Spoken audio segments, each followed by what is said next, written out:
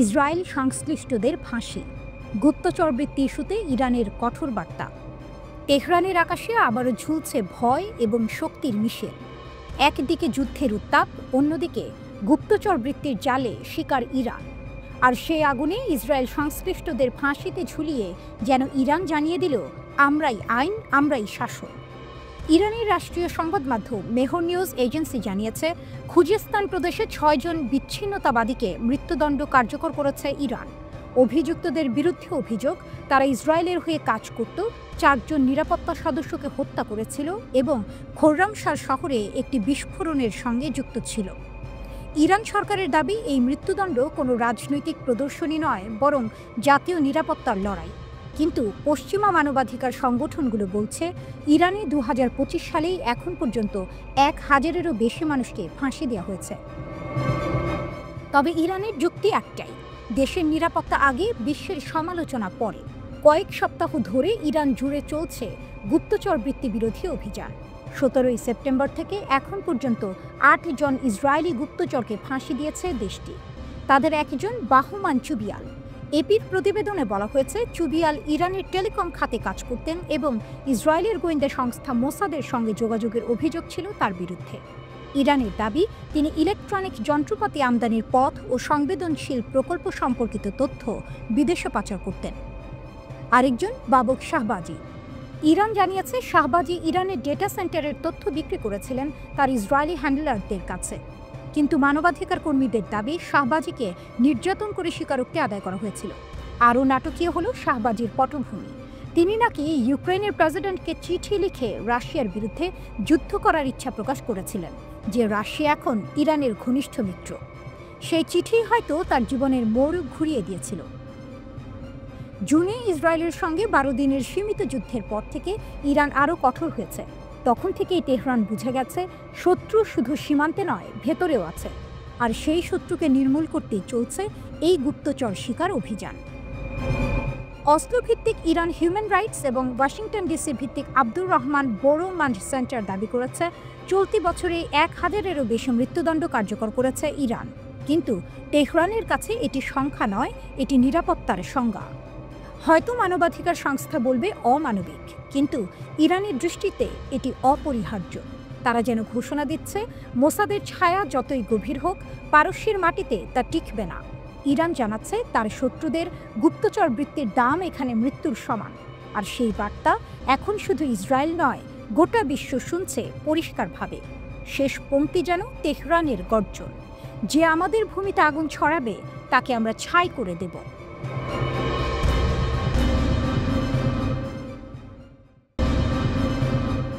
ইরানের দিকে ফের ঝুঁকছে ইসরায়েল।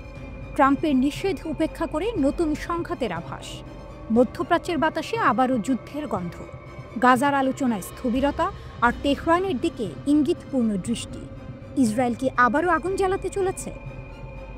এভিগডর লাইবারম্যানের সাম্প্রতিক মন্তব্য যেন সেই সন্দেহকেই উস্কে দিয়েছে। রাশিয়ান সংবাদ মাধ্যম রাশিয়া টুডে জানিয়েছে, লাইবারম্যান ইসরায়েলিদের সতর্ক করেছেন আশ্চর্যজনক এক আক্রমণের সম্ভাবনা নিয়ে। তিনি নাগরিকদের পরামর্শ দিয়েছেন সুরক্ষিত স্থানের কাছাকাছি থাকতে। তার ভাষায়, ইরানিরা অত্যন্ত মনোযোগীভাবে কাজ করছে, তারা নিজেদের প্রতিরক্ষা ও সামরিক সক্ষমতা ক্রমাগত শক্তিশালী করছে। এই বক্তব্য এমন এক সময় এলো যখন মাত্র একদিন আগে ইরান ঘোষণা দিয়েছিল, তারা পারমাণবিক অস্ত্র চায় না। ইরানের সর্বোচ্চ নেতা আয়াতুল্লাহ আলী খামেনি স্পষ্ট করেছেন, আমরা গণবিধ্বংসী অস্ত্রের পক্ষে নই। এটি একটি ধর্মীয় বিশ্বাস ও ফতোয়া। আমরা কখনোই পারমাণবিক অস্ত্র অনুসরণ করিনি, করবও না। তবুও বিশ্বজুড়ে সন্দেহের মেঘ ঘনীভূত। জাতিসংঘ গত মাসে ইরানের বিরুদ্ধে নতুন করে নিষেধাজ্ঞা জারি করেছে তার পারমাণবিক কর্মসূচির কারণে। আর ঠিক তার পেছনেই লুকিয়ে আছে জুন মাসের সেই ভয়াবহ ১২ দিনের যুদ্ধ, যা বদলে দিয়েছিল ইরান ইসরায়েল সম্পর্কের মানচিত্র। ১৩ই জুন ইসরায়েল আক্রমণ চালায় ইরানের মূল পারমাণবিক স্থাপনাগুলোতে।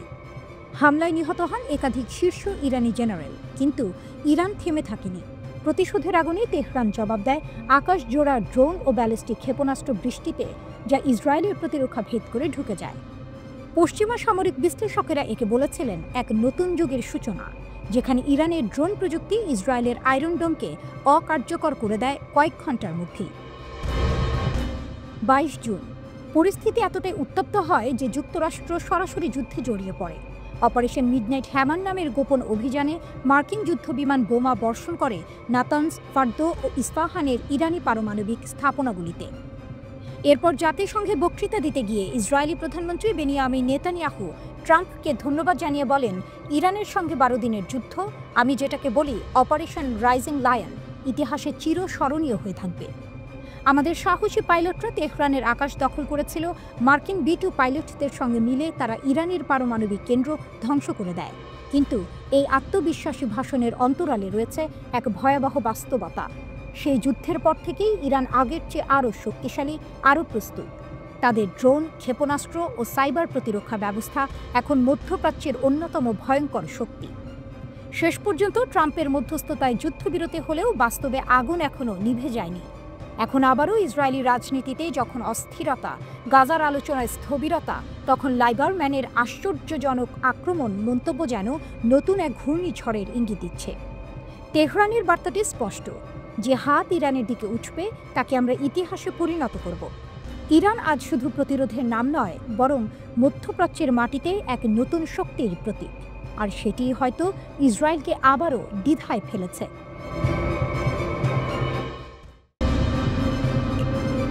পেন্টাগনের সতর্কবার্তা, ইরান যুদ্ধেই ফাঁস হয়ে গেল আমেরিকার ক্ষেপণাস্ত্র সংকট।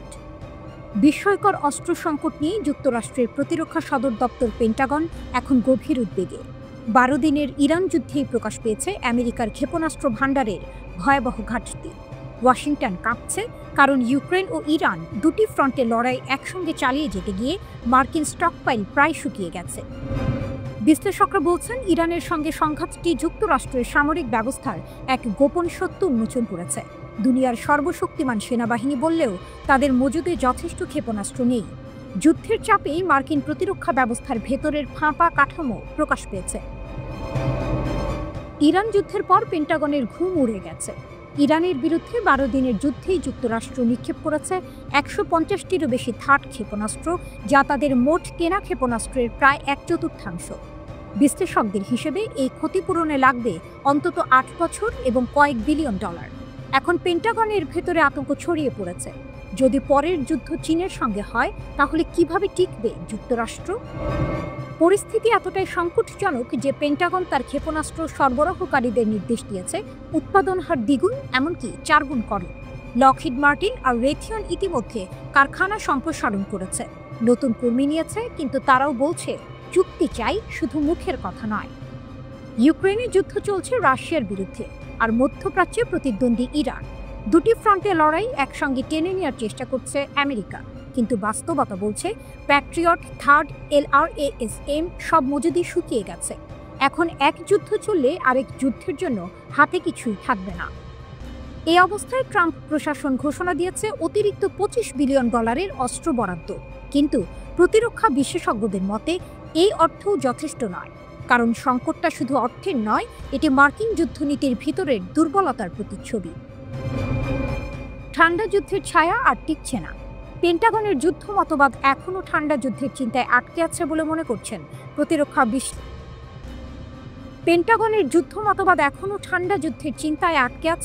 করছেন প্রতিরক্ষা বিশ্লেষকরা।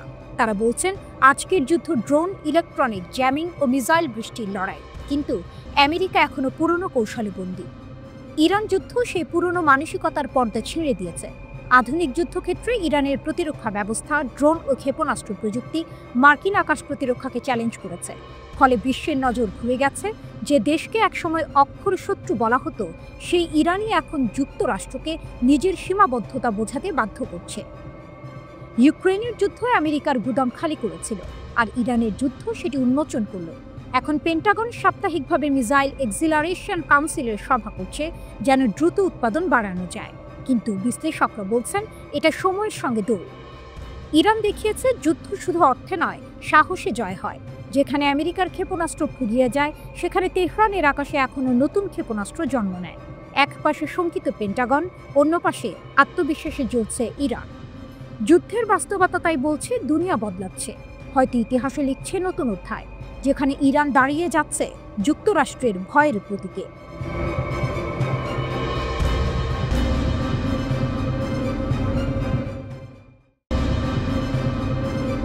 চাবাহার মহাকাশ বন্দরে নতুন ইতিহাস। প্রথম কঠিন জ্বালানি উৎক্ষেপণের দ্বারপ্রান্তে ইরান। ইতিহাসের নতুন অধ্যায়ে পা দিতে যাচ্ছে ইরান। দক্ষিণ পূর্বাঞ্চলের চাবাহার মহাকাশ বন্দর থেকে প্রথম কঠিন জ্বালানি চালিত রকেট উৎক্ষেপণের প্রস্তুতি এখন চূড়ান্ত। ইরানি মহাকাশ সংস্থার প্রধান হাসান সালারিয়ে শনিবার বিশ্ব মহাকাশ সপ্তাহ 2025-এর উদ্বোধনী অনুষ্ঠানে ঘোষণা দিয়েছেন, চাবাহারের আকাশে শিগগিরই উঠবে ইরানের নতুন মহাকাশ যান। এই ঘোষণা শুধু একটি মহাকাশ প্রকল্পের খবর নয়, এটি ইরানের প্রযুক্তিগত আত্মনির্ভরতার প্রতীক। বহু নিষেধাজ্ঞা, রাজনৈতিক অবরোধ ও আন্তর্জাতিক চাপের মধ্যেও ইরান প্রমাণ করছে তারা থামবে না। সালারিয়া জানিয়েছেন, চাবাহার মহাকাশ বন্দরের প্রথম পর্যায় সম্পন্ন হয়েছে। এই পর্যায়ে মূলত কঠিন জ্বালানি রকেট উৎক্ষেপণের জন্য তৈরি করা হয়েছে। আর দ্বিতীয় পর্যায়টি, যেখানে ভারী প্যালোড বহন এবং একাধিক উৎক্ষেপণ সম্ভব হবে, তা এখন নকশা পর্যায়ে রয়েছে। চাবাহারের অবস্থানও কৌশলগতভাবে অত্যন্ত গুরুত্বপূর্ণ। সালারিয়ে বলেন, এই ঘাঁটি 40 থেকে 100 ডিগ্রি প্রবণতার কক্ষপথে প্রবেশের সুযোগ দেয়, যা স্যাটেলাইটের জন্য অপরিহার্য। অর্থাৎ এটি শুধু ইরানের নয়, বৈশ্বিক মহাকাশ মানচিত্রে এক নতুন কেন্দ্র হয়ে উঠছে। উৎক্ষেপণ সারিতে জাফর, পায়া, নাহিদ ও সোলেমানি প্রকল্প।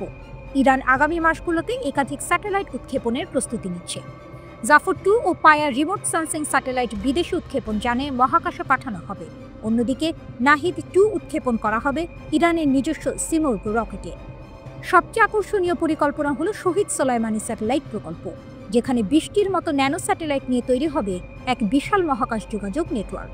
এরই মধ্যে 2টি পরীক্ষামূলক মডেল 3U ও 6U কিউবসেট তৈরি হয়েছে। সালারিয়া আরও জানান, ইরান এখন চীনের চাংই-8 চন্দ্র অভিযানে যোগ দিয়েছে। প্রকল্পটির নকশা পর্যায় সম্পন্ন, আর এখন শুরু হচ্ছে ইঞ্জিনিয়ারিং মডেলের উন্নয়ন। ভবিষ্যতে আন্তর্জাতিক মহাকাশ স্টেশন প্রকল্পেও ইরান অংশ নিতে চায়। এই অংশীদারিত্বের মধ্য দিয়ে ইরান শুধু আঞ্চলিক শক্তি নয়, মহাকাশেও নতুন সহযোগিতার দ্বার খুলছে। একদা যাকে নিষিদ্ধ দেশ বলা হতো, সে আজ বৈশ্বিক মহাকাশ ক্লাবের অংশ। রিমোট সেন্সিং উপগ্রহ পার্স 3, রাডার স্যাটেলাইট রেড 2 এবং উচ্চ ব্যান্ডউইথ যোগাযোগ স্যাটেলাইট নাহিদ 3 ও পার্স 2 সবই এখন চূড়ান্ত পরীক্ষার অপেক্ষায়।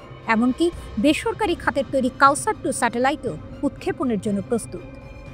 ইরান আজ বিশ্বের শীর্ষ 10 দেশের মধ্যে জায়গা করে নিয়েছে, যারা নিজেদের উপগ্রহ তৈরি ও উৎক্ষেপণ করতে সক্ষম। বিশ্ববিদ্যালয়, গবেষণা প্রতিষ্ঠান ও বেসরকারি কোম্পানিগুলোকে যুক্ত করে ইরান গড়ে তুলছে এক সম্পূর্ণ মহাকাশ বাস্তুতন্ত্র। চাবাহারের আকাশে যখন প্রথম কঠিন জ্বালানির রকেট উঠবে, তা শুধু এক উৎক্ষেপণ নয়, তা হবে এক জাতির আত্মবিশ্বাসের প্রতিধ্বনি। যেখানে নিষেধাজ্ঞা ব্যর্থ, সেখানে ইরানের দৃঢ়তা জয়ী। এই আকাশে আজ একটাই বার্তা লেখা থাকবে, ইরান থামে না, ইরান উড়ে যায়।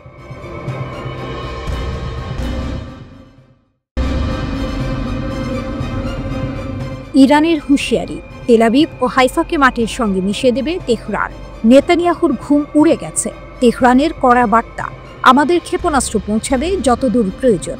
মধ্যপ্রাচ্যের আকাশে আবারও ছড়িয়ে পড়েছে আতঙ্কের ধোঁয়া। শুক্রবারের নামাজ শেষে ইরানের প্রভাবশালী আলেম আহমেদ খাতামি এক বজ্র গর্জনে ঘোষণা দিয়েছেন, এই বোকারা জানে না আমরা তেল আবিব ও হাইফাকে লাঙল দেব।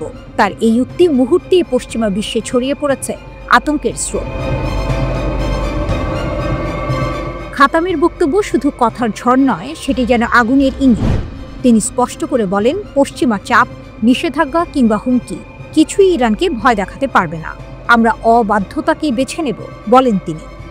এই ঘোষণা আসে এমন এক সময় যখন ইরানের বিপ্লবী গার্ড বাহিনী IRGC মাত্র কয়েকদিন আগে ঘোষণা করেছে, প্রয়োজনে তাদের ক্ষেপণাস্ত্রের পাল্লা আরও বাড়ানো হবে। ইরানি সংবাদ মাধ্যমে প্রকাশিত প্রতিবেদনে বলা হয়েছে, দেশটি এখন 1200 মাইলের সীমা অতিক্রম করতে চায়। বর্তমানে ইরানের ক্ষেপণাস্ত্রের স্বঘোষিত সর্বোচ্চ পাল্লা 2000 কিলোমিটার, যা সহজেই ইসরায়েলের প্রতিটি সামরিক ঘাঁটি ও বন্দর শহরকে লক্ষ্যবস্তুতে পরিণত করতে সক্ষম। খাতাম সদর দফতরের ডেপুটি ইন্সপেক্টর জেনারেল আসাদি পশ্চিমাদের উদ্দেশ্যে আরও এক ধাপ এগিয়ে বলেন, আমাদের হাতে যা সম্পদ আছে তাতেই আমরা 100% প্রস্তুত। তার এই বার্তাটি যেন এক অদৃশ্য ক্ষেপণাস্ত্র, যার গন্তব্য পশ্চিমা রাজধানীগুলো। অন্যদিকে অ্যাসোসিয়েটেড প্রেস জানিয়েছে, স্যাটেলাইট চিত্রে ইরানের ইমাম খোমেনি স্পেস পোর্টে একটি অঘোষিত ক্ষেপণাস্ত্র পরীক্ষা চালানোর ইঙ্গিত পাওয়া গেছে। পশ্চিমা বিশ্লেষকদের ধারণা, এটি হয়তো একটি সম্ভাব্য আন্তঃমহাদেশীয় ব্যালিস্টিক ক্ষেপণাস্ত্র ICBM পরীক্ষার অংশ। যদিও তেহরান আনুষ্ঠানিকভাবে কিছু স্বীকার করেনি, তবে ইরানের সংসদের একজন আইন প্রণেতা দাবি করেছেন, আমরা আমাদের সক্ষমতা যাচাই করেছি, যা প্রয়োজনে আরও দূরে পৌঁছাতে পারবে। এই ঘটনার পরপরই উত্তেজনা ছড়ায় আন্তর্জাতিক অঙ্গনে। 27 সেপ্টেম্বর ইরানের পারমাণবিক কর্মসূচি নিয়ে উদ্বেগ প্রকাশের পর E3 ব্রিটেন, ফ্রান্স, জার্মানি জাতিসংঘে নিষেধাজ্ঞা পুনর্বহাল করে।